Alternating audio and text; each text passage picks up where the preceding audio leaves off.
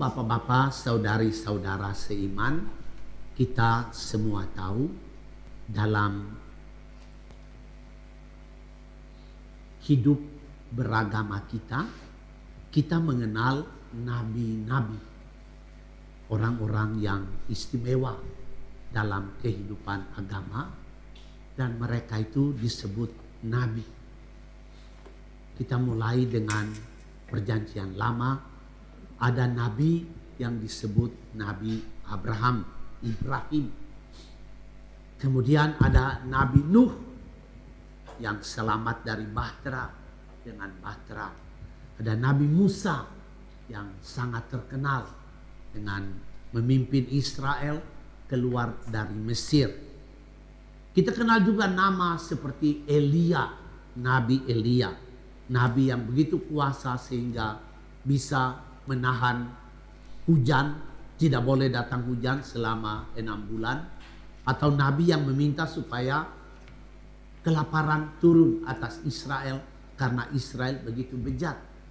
Dan banyak sekali nabi-nabi baik di dalam Perjanjian Lama, dan nabi terakhir dari Perjanjian Lama yang merintis peralihan dari Perjanjian Lama kepada Perjanjian Baru, itulah nabi yang kita kenal semua, namanya Yohanes Pembaptis.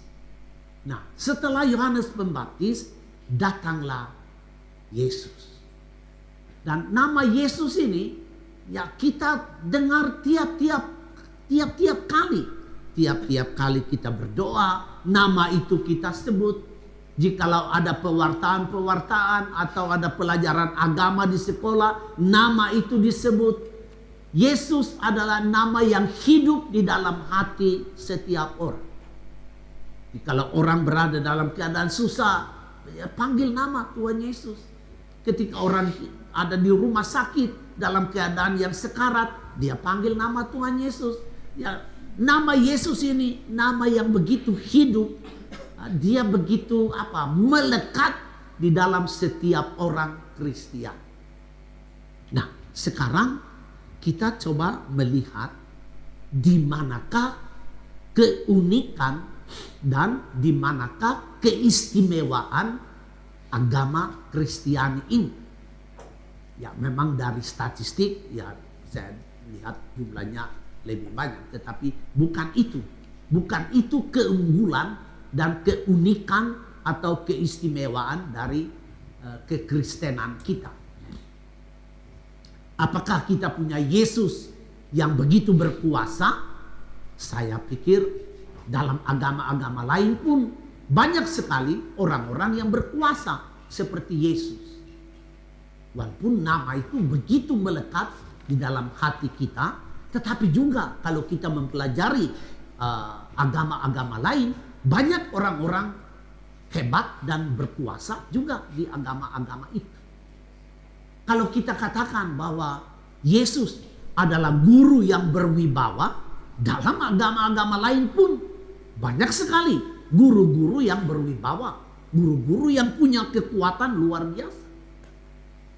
Kalau kita katakan bahwa Yesus adalah orang yang berbudi baik dan berhati luhur, di dalam agama-agama lain pun, mulai dari Perjanjian Lama sampai dengan Perjanjian Baru kita, mulai juga dalam agama-agama lain banyak sekali nabi-nabi yang punya hati baik dan punya budi yang amat luhur. Juga kalau kita sanjung-sanjung Yesus sebagai orang yang berani mati untuk mempertahankan keyakinannya, juga di dalam kehidupan Perjanjian Lama sampai Perjanjian Baru, dalam kehidupan beragama, agama-agama lain, banyak sekali orang yang karena keyakinannya juga mempertaruhkan nyawanya. Nah, lalu pertanyaan kita, di mana keunggulan dari kekristenan yang ibu bapak anut, ibu bapak percaya, ibu bapak sekarang mengaku diri sebagai pengikut Yesus? Ya, di mana keistimewaan, di mana keutamaan kita? Nah, ibu bapak, keutamaan kita itu terletak pada kalimat ini, bahwa Nabi Yesus itu mati tetapi bangkit. Ini keunggulan kita, keistimewaan dan keunikan kita. Tidak ada satu cerita pun di dalam perjanjian lama atau di dalam perjanjian baru atau di dalam kehidupan agama manapun bahwa ada nabi yang mati dan bangkit. Tidak ada. Bisa cari di Google dan di mana-mana. Tidak ada. Hanya di dalam kekristenan Yesus mati sama seperti kita dan dia bangkit.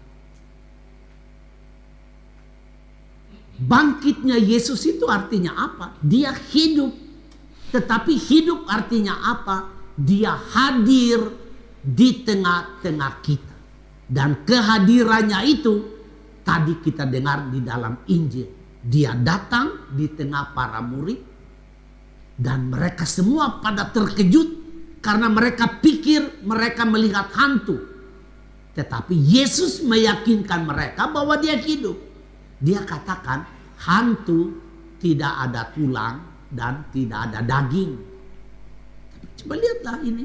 Aku punya tangan, aku punya kaki, aku punya kepala, aku punya hidung, aku punya telinga. Ya, aku manusia. Aku hidup.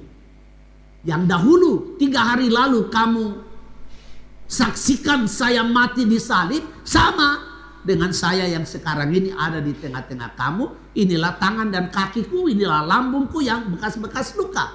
Jadi dia membuktikan bahwa dia hidup.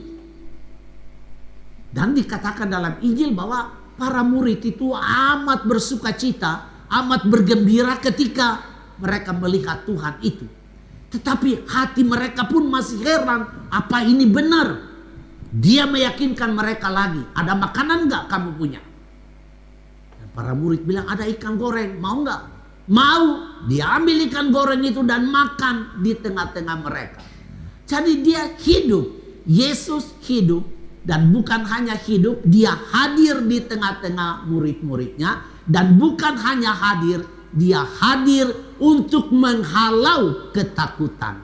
Dia hadir untuk menghalau keraguan-raguan. Dia hadir untuk menghalau mereka punya kepicikan berpikir. Dia halau untuk menghalau mereka punya pola pikir yang keliru. Dia hadir untuk menghalau kebimbangan mereka. Jadi Kristus ini hidup, bangkit, hidup, hadir di tengah-tengah kita. Dan dia berbuat sesuatu untuk keselamatan kita. Tadi di dalam bacaan pertama, Kisah Para Rasul, Petrus begitu menggebu-gebu bicara tentang Yesus yang bangkit.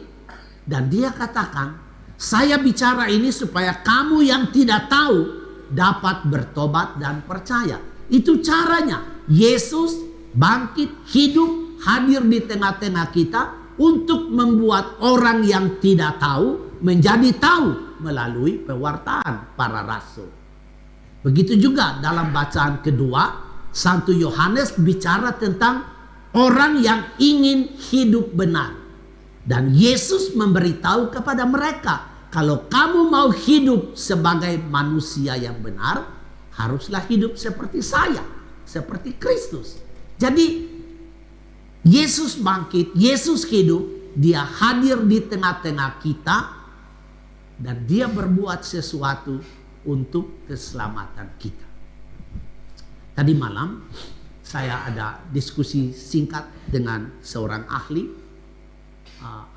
androlog, itu yang biasa bikin bayi-bayi tabung. Apa itu? Mempersatukan sel telur dengan sel spermato lalu jadi embrio.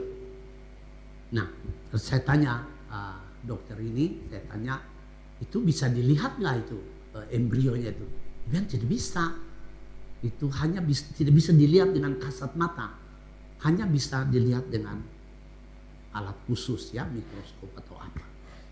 Dan itu hidup atau tidak? Dia hidup kalau disimpan di sekian derajat, itu tetap hidup. Embrio itu tetap hidup, walaupun tidak dilihat dengan kasat mata, itu tetap hidup. Nah, ibu bapak dan kita yang duduk di sini tidak ada yang melihat Yesus. Melihat dia kasat mata seperti para murid dulu bisa meraba dia. Kita tidak melihat dia, tetapi dia hidup. Dia hadir di tengah-tengah kita. Dia hadir di tengah-tengah kita. Saya memberi beberapa contoh supaya kita bisa mengerti bahwa dia hadir dan dia berbuat sesuatu terhadap kita. Ada satu cerita tentang seorang suami yang meninggal. Meninggalnya di Taiwan, luar negeri. Harus dibawa pulang ke Indonesia. Mereka charter pesawat dari Indonesia. Pesawatnya kecil. Maka untuk memasukkan jenazah, memasukkan orang yang sakit itu supaya pulang ke Indonesia, memasukkan ke pesawat itu sangat susah. Karena pintu pesawatnya kecil dan mesti ranjang itu diputar balik, diatur bagaimana lah supaya bisa masuk ke dalam pesawat itu. Dan ibu bapak kita bisa mengerti, dan coba saya bertanya kepada ibu bapak, istrinya seorang diri dengan anaknya.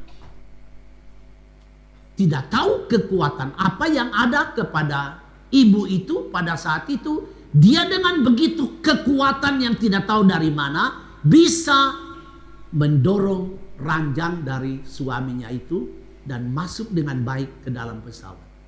Itu sulit untuk kita mengerti itu. Untuk seorang pasien yang dalam keadaan sudah sangat sulit, pasti berat sekali. Tetapi seorang istri bisa melakukan itu.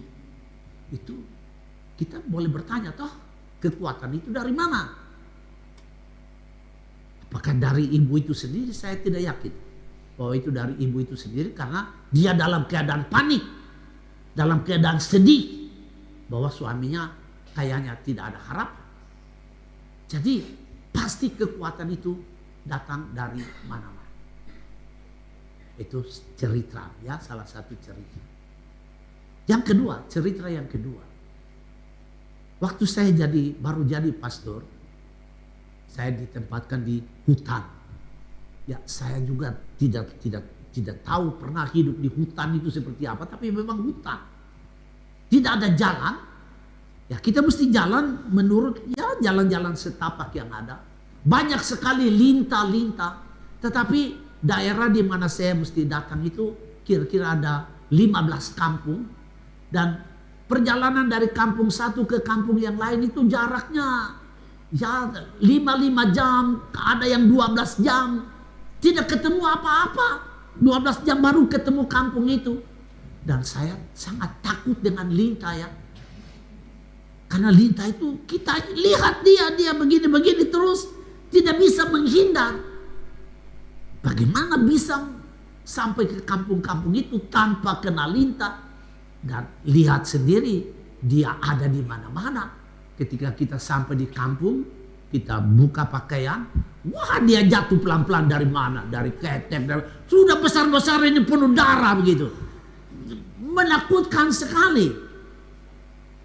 Tetapi ya saya bisa melewati itu. Melewati itu walaupun hanya singkat saya di situ, tapi bisa melewati itu dengan sabar, dengan tenang, jalan kaki. Kami pakai jalan kaki, tidak pakai sendal karena sangat licin, itu tanah liat. Jadi harus pakai sepatu bola. Jadi bukan karena untuk main bola pada waktu jalan, tapi sepatu bola itu kan dia ada apa itu? Duri-duri dong. Jadi maksudnya dia tancap di apa itu lumpur itu, dan ya kita bisa jalan. Lalu kemudian kadang-kadang jalan lewat satu jembatan sungai. Di bawah sungai itu ada buaya-buaya.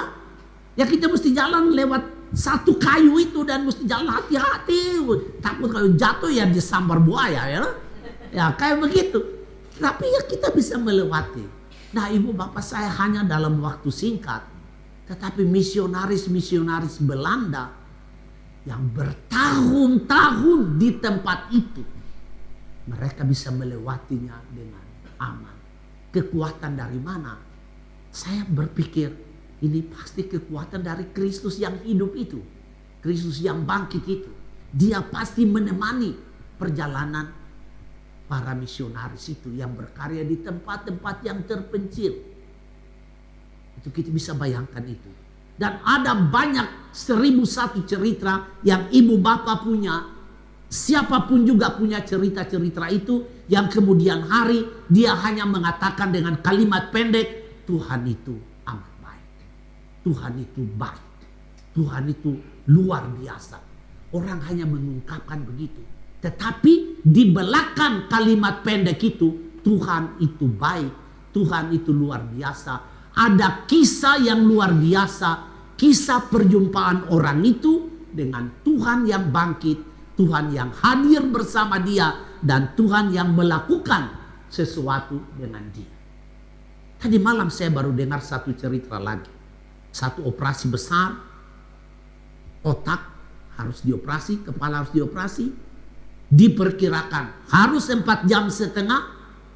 Tetapi terjadi hanya 2,5 jam selesai. Dan semuanya berjalan lancar. Tidak ada perlengketan apapun dari tumor itu. Semua baik-baik saja. Saya pikir ya itu, apakah itu kecanggihan medis? Ya itu barangkali benar ya. Karena medis sekarang juga sangat canggih.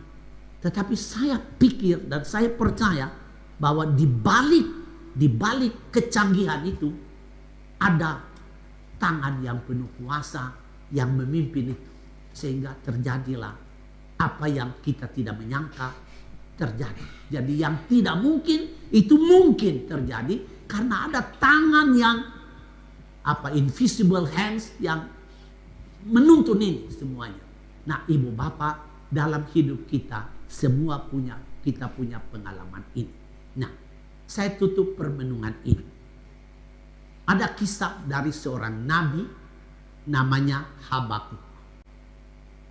Nabi ini punya kitab, punya tulisan, ada di dalam kitab Perjanjian Lama. Nanti kalau ibu bapak ada waktu, coba baca kesaksian dari nabi ini. Di Habakuk 3 ayat 17 sampai 19. Di situ Habakuk bercerita begini. Dia mengalami satu keadaan di mana pohon ara tidak bertunas dan pohon anggur tidak berbuah. Ini keadaan pertama yang dia alami. Pengalaman kedua dari Nabi Habakuk adalah penghasilan zaitun tidak memuaskan dan ladang tidak memberi panen. Itu pengalaman yang kedua.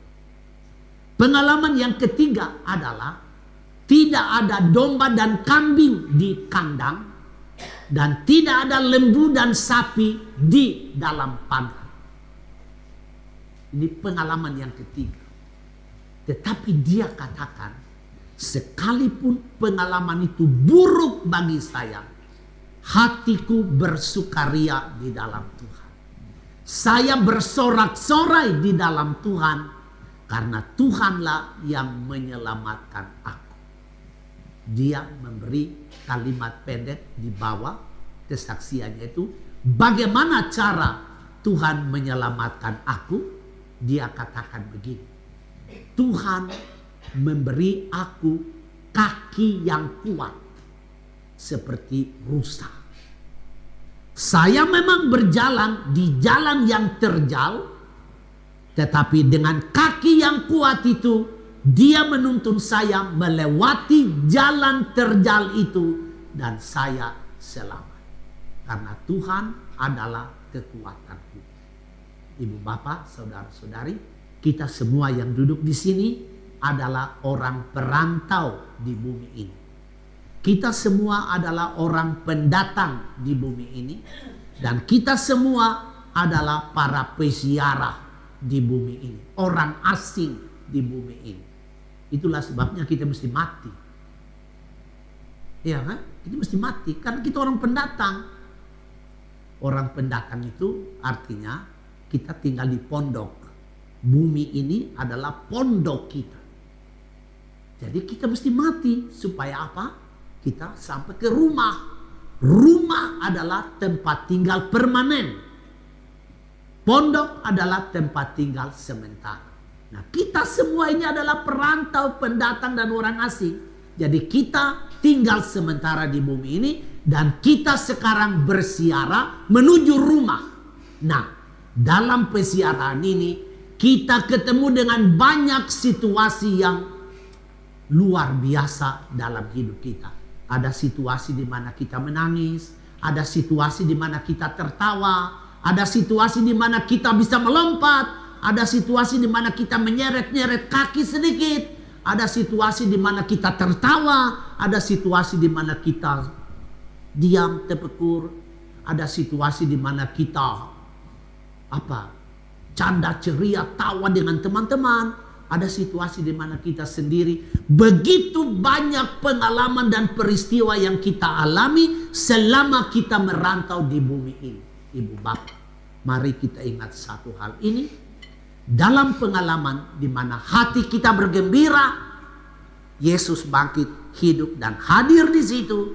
Dan dalam pengalaman di mana kami sedih, susah dan menangis, Yesus juga ada di situ. Dia hidup, dia bangkit, dia hadir di tengah-tengah kita. Dia adalah sahabat di segala saat kehidupan kita. Dan dia tidak pernah meninggalkan kita. Ini harus menjadi iman ibu bapak dan iman saya. Supaya hidup kita terus berjalan. Dan jangan berpikir saya berjalan sendiri. Ada Yesus, sahabat di segala saat. Menyertai aku di perjalananku setiap saat.